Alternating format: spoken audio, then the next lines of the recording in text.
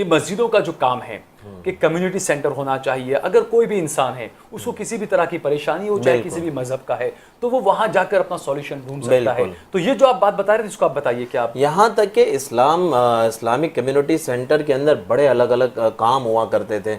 اپنی مسجدوں کے اطراف کے اندر بیوہ جن کے شوہر انتقال کر گئے تو ان کی کفالت کیسے ہوگی, ان کا گھر کا گزر بسر کیسے ہوگا, تو ایسی بیوہ عورتوں کے لیے انتظام ہوا کرتا تھا. اسی طرح سے جو بچے یتیم ہو گئے, اب جن کے سروں پر سایہ نہیں ہے تو ان بچوں کا سایہ, اب ان بچوں کے یہ مسجد سایہ ہوا کرتی تھی کہ ان مسجدوں سے انتظام ہوتا تھا.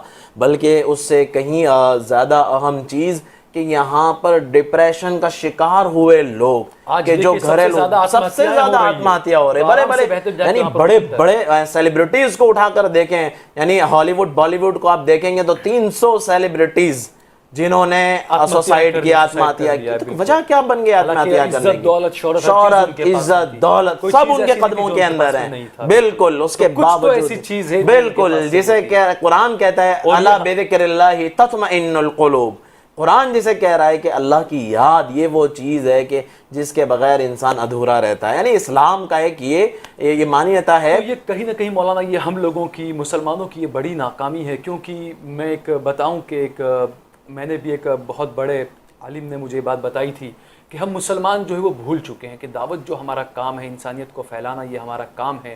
انہوں نے مجھے یہ بتایا تھا کہ سہل ہم مسلمان جو ہیں وہ اتنی غفلت میں جی رہے ہیں. بالکل ہمارا جو دن بھر کا جو ہوتا ہے, ہم صبح گھر سے نکلتے ہیں, ہم اتنے لوگوں سے ملتے ہیں.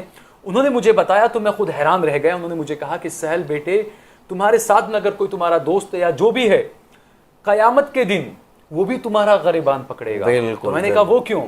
تو انہوں نے کہا کہ وہ ہندو ہوگا, وہ تمہارا غریبان پکڑے گا اور اللہ تعالیٰ سے کہے گا کہ یا اللہ یہ سہل میرا دوست تھا, اس نے مجھے کبھی بتایا نہیں کہ اسلام کیا تھا. بالکل حقیقت. تو یہ چیز جو ہے وہ ہر مسلمان کو سمجھنی چاہیے کہ ہم لوگ جو ہے وہ اصلی جو اسلام تھا وہ ہم صحیح طرح سے پہنچا نہیں پائے. آج جو ہمارے جو یہ حالات ہو رہے ہیں اس کے ہم خود اس کے لیے بڑے ذمہ دار ہیں. بالکل سب سے یہ بہت بڑا اہم رول ہے اس کا کہ ہمیں ہماری جو ذمہ داریاں تھیں ہم ان ذمہ داریوں کو پورا نہیں کر پا رہے. اور مسجدوں کا جو استعمال ہونا چاہیے تھا, یہ مسجد کا سب سے بڑا استعمال تعلیم کے لیے ہونا چاہیے تھا, جس کے اندر سارے لوگ ٹھیک ہے جو نماز کی اسپیشل جگہ ہے اسے مخصوص کر دیں, جو جماعت خانے کے علاوہ کی بڑی جگہیں ہوتی ہے. آپ دیکھیں کتنی بڑی پراپرٹیز جو وقف کی پراپرٹیز ہے, کتنی ساری پراپرٹیز ہے. آج اگر ان کا استعمال ہندوستان کے اندر صحیح رخ پر ان 70 سالوں کے اندر ہوتا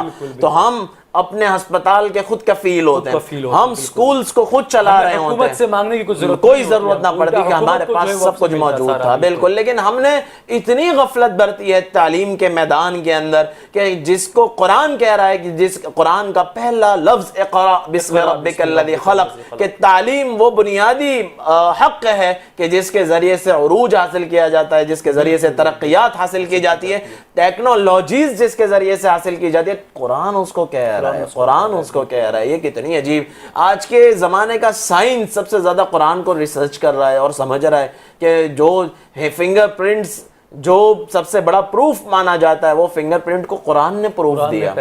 بالکل کہ ایحسب الانسان ان لن نجمع عظاما. لوگ کہتے تھے, نان بلیورز کہتے تھے کہ یار یہ کیسے پاسبل ہے کہ ایک آدمی جس کی ہڈی اور یہ سب قبر میں جا کر ختم ہو چکی وہ دوبارہ کیسے بن جائے گا. اس پر اللہ نے 1450 سال پہلے یہ آیت بتائی کہ بلا قادرین علی ان نسوی بنانا, کہ ہم تمہیں جسم کو نہیں, تمہارے ہاتھ پیر کو نہیں, تمہاری ریڑھ کی ہڈی کو نہیں, بلکہ تمہاری فنگر پرنٹس کو بھی دوبارہ لوٹا کر دکھائیں گے. سوچئے تو کتنی بڑی بات. مطلب آج کی جو سائنس ہے وہ اس معاملے کو آگے بڑھا کے اترا رہے ہیں. آدھار کارڈ میں ہم دے بالکل ہر چیز کے اندر جو اس کو تو قرآن نے جی بالکل اس کو قرآن نے بتا دیا. لیکن مولانا دوسری بات آپ کو یہاں کہوں گا, جیسے آپ نے کہا کہ جو مساجد ہیں اس کا جو رول ہے, کمیونٹی سینٹر ہوا کرتے تھے, جو لوگ ڈپریشن میں ہوا کرتے تھے بالکل وہ لوگ وہاں جاتے تھے, راستے حل کرتے تھے, وہاں سے اپنے ان کے مسئلے حل ہوا کرتے تھے. دوسرا جو آپ نے کہا کہ بیواؤں کے مسئلے وہاں سے حل ہوتے تھے, یتیموں کے مسکینوں کے وہاں سے مسئلے حل ہوتے تھے. لیکن آج کے ماحول میں آپ دیکھیے کہ کہ اس مسجد کے جو مؤذن ہوتے ہیں، اس مسجد کے جو پیش امام ہوتے ہیں، ان کی تنخواہ کے لیے بھی ان کو بیچاروں کو کتنا پریشان ہونا پڑتا ہے۔ سال بھائی آپ نے بہت دکھتی رگ کو بالکل بالکل کہ تنخواہ ان کی ہوتی ہے 4,000 5,000، آج کیا ہوتا ہے؟ ظاہر سے بات ہے کہ جب ہم ہمارے امام کو، جیسے یعنی ہم ہمارے مؤذن کو کہ جو ہمیں ہماری کامیابی کی طرف بلا رہا ہے، دن میں 5 دفعے بلاتا ہے کہ آ جاؤ کامیابی کی طرف، وہ اللہ کے گھر کی صفائی کرتا ہے، امام جو مسجد کا امام ہوتا ہے، اگر وہ نہ ہو تو ہمارے جنازوں کی نمازیں کون پڑھائے گا؟ ہمارے پیدا ہونے کے بعد کانوں میں اذان کون دے گا؟ اور بہت سارے مطلب معلمین کے جو مساجد میں مکتب میں پڑھاتے ہیں، ان کی تنخواہوں کا حال دیکھیں آپ کہ 5,000 7,000، ارے 5,000 7,000 میں تو دودھ اور دال کا آنا بھی مشکل ہے، لائٹ بل کا الگ معاملہ ہوتا ہے، صاحب بھی مال ہے، پتہ نہیں کہاں کا اپنا پیسہ اڑا دیتے ہیں، اتنا سارا مسجدوں کی انکم ہوتی ہے، لیکن یہ کیوں سمجھ نہیں رہے؟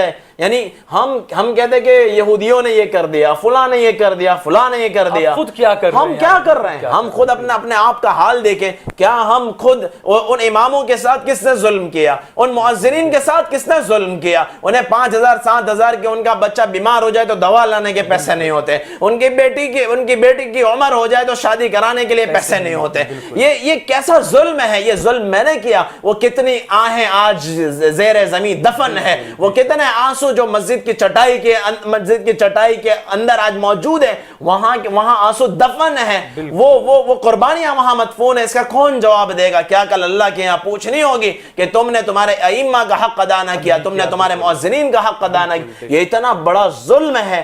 آج سارے ائمہ کا حال اٹھا کر دیکھیں کہ یہ بولا جاتا ہے کہ یار انہیں ضرورت کیا ہے؟ اللہ اکبر۔ جو اپنا ایک پلیزٹرو میں اگر کھانے کے لیے چلے جائے، 2-4 لوگ جمع ہو کر چلے جاتے تو 2-2.5 ہزار تو وہاں کا بل ہو جاتا ہے، اور اس سے اوپر کی ہوٹل کے اندر اگر چلے جائے تو 4-5 ہزار روپے ویسے ہی کھانے کا۔ ہمارا ایک وقت کے کھانے کا بل یہ ہوتا ہے، ہماری گاڑی ہم پیٹرول اگر فل کراتے ہیں تو وہ 2-3 ہزار روپے کی ہماری گاڑی کا بل ہوتا ہے، اور ہم اسی طرح سے اپنے گھر کے اندر جو دودھ آتا ہے 4-5 لیٹر کے دودھ کا بل آپ دیکھیں، ہمارا لائٹ بل دیکھیں، ہمارا ہر چیز اٹھا کر دیکھیں، ہمارے بچوں کی اسکول کی فیس دیکھیں، میں کیا گناؤں؟ لیکن جب بات آتی ہے علماء کی، جب بات آتی ہے مؤذنین کی، جب بات آتی ہے ائمہ کی، تو ٹرسٹی حضرات ڈرنا چاہیے اللہ کی ذات سے کہ میں کیا کر رہا ہوں اس معاملے کے اندر، کیا کل مجھ سے سوال نہیں ہوگا؟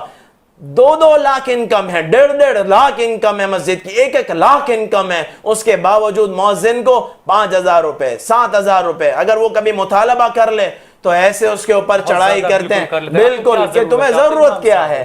کہ جو اپنی بیٹی کی شادی کے لیے آیا ہے تمہارے دروازے کے اوپر، تم خود اپنے آپ کا حال سوچو کہ جب تمہارے گھروں کے اندر شادیاں ہوتی ہیں تو تمہارے خرچوں کا کیا حال ہوتا ہے؟ بالکل تمہارے جو ہال تم رکھتے ہو وہ 50-50 ہزار لاکھ روپے کے، اور پتہ نہیں کئی لاکھ روپے کے ہال ہوتے ہیں، سجاوٹیں ہوتی ہیں، تو اس مؤذن کو 5-7 ہزار کے اندر اس کی شادی ہو جائے گی؟